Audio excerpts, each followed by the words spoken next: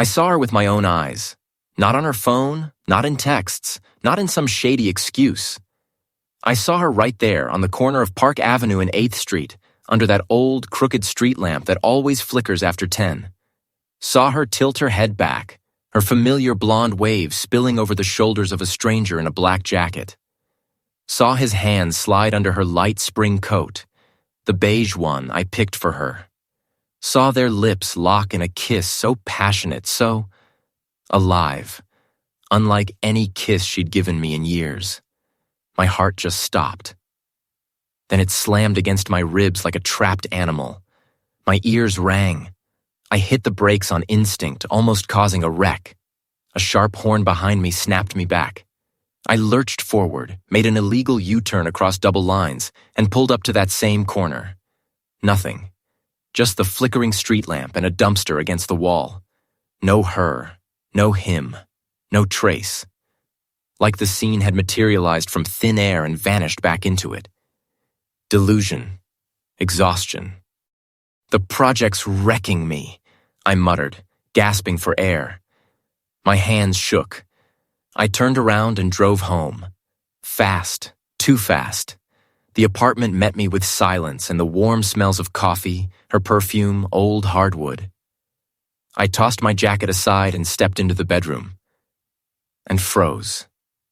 She was asleep. My Emily. My wife. Curled on her side, facing my empty half of the bed, nose buried in her pillow. Breathing slow and deep, wearing her favorite pajamas, the pink ones with bunnies. Her book lay on the nightstand, bookmark halfway through. The clock glowed 10:47 p.m. How could she be here, warm in bed in bunny pajamas, while also there, under the street lamp, in another man's arms, wearing that coat? I walked to the closet. My hand trembled as I opened the door. The coat hung in its place. I grabbed it, dry, clean, smelling like her perfume and home. No hint of city dampness, no scent of that guy's cigarettes. I frantically checked the pockets empty, like it hadn't been worn in weeks. Nausea rolled over me. I pressed my forehead to the cool closet door. Hallucination? But I saw her, so clearly, every movement, the curve of her back under his hand. I saw her. The next day, I stayed silent. Watched. She was. Normal. Maybe a little tired. Talked about work, weekend plans, laughed at a text. No guilt, no tension. Like last night never happened. But a crack had split open inside me. Deeper than if I'd found hard evidence. This was worse. It made me doubt my eyes, my sanity, the fabric of reality itself. I caught myself staring at her, searching. For what? A split personality? A stranger's shadow in her eyes? Then it happened again. A month later, I was walking home from the gym, distracted by a call. I looked up and froze. Her, Emily, in that blue dress she wore to her mom's birthday dinner, sitting in the window of Café Margot, sipping coffee, across from her. The same guy or another, big, dark-haired? He was talking. She laughed, covering her mouth with her palm, her signature move. I didn't think. I bolted into the cafe, nearly knocking over a waiter, rushed to the window table. Empty. Just a half-finished coffee cup and a crumpled napkin. On the chair where she'd sat, a woman's hat. Not Emily's style. Was there a woman sitting here? Blonde? In a blue dress? I blurted to a startled girl at the next table. She shrugged. Didn't notice, sorry, just sat down myself. I ran outside. No one, like before, just city noise and the hammering of my crazed heart. I started losing my mind. For real. Checked her phone while she slept clean. No, not clean sterile. No suspicious calls, no texts, no dating apps. Followed her. She went from work to home to the store to the salon. Normal routes. No detours to those cursed places where I saw visions. I dug deeper. Checked her old laptop, the one she rarely used. Found a hidden folder, Not photos, not messages, schematics. Weird, abstract diagrams. Lists of names, addresses, times, like a schedule for shifts or performances. Notes everywhere. Take 3. Lighting low, street, costume, beige coat, emotion, passion, frenzy. And one name repeated, Project Echo. My blood turned to ice. This wasn't about cheating, at least not the way I thought. I found the address, an abandoned warehouse in the industrial district, the one from the lists. Went there at night. My heart pounded so hard I thought it would burst. Inside, dark, dusty, smelling of machine oil and old plaster.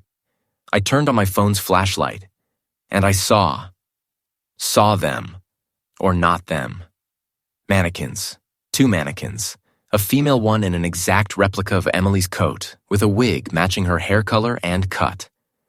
A male one in a black jacket, mounted on a rotating platform, powerful projectors aimed at them. On a nearby table, a laptop, its screen glowing dimly.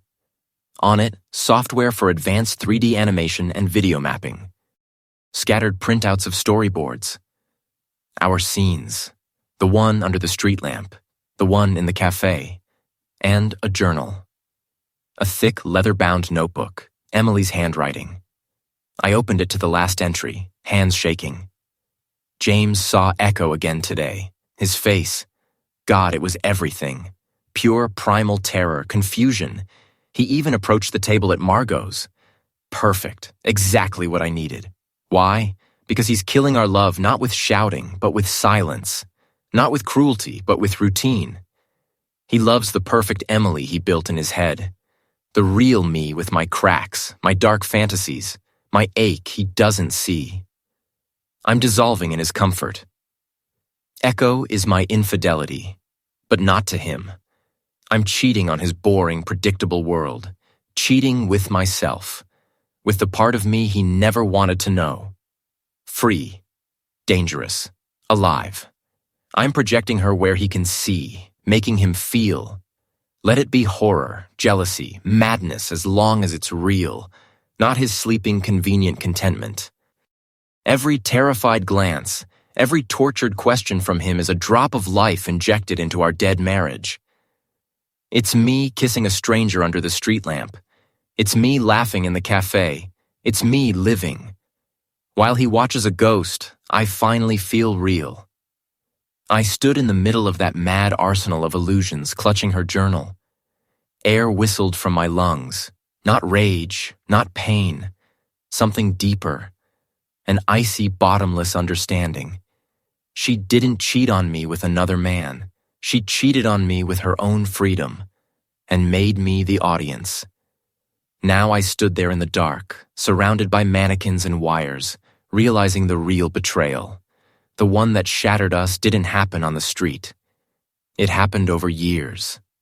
Quietly, in our home, in our bed, while I slept. And she.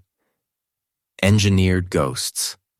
And the most terrifying question wasn't with whom anymore. It was whether I'd finally recognized her.